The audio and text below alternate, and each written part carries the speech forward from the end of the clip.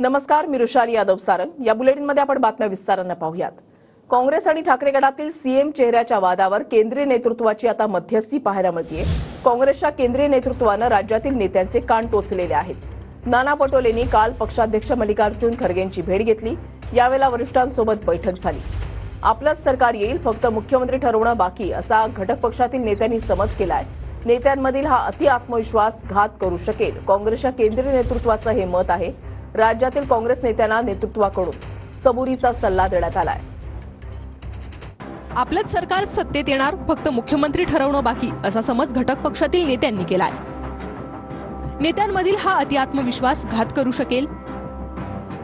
अति आत्मविश्वास आणि वादग्रस्त विधानांमुळे आघाडीत गैरसमज निर्माण होऊ शकतात।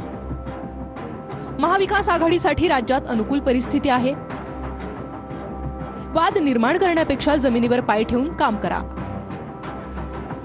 उमेदवारांची निवड करताना इतर जातींवर अन्याय होणार नाही याची दक्षता घ्या। बदलापूर एन्काउंटर प्रकरणावर काँग्रेस नेत्यांनी मतप्रदर्शन करताना दक्षता घ्यावी, अशा सूचना देण्यात आल्या आहेत।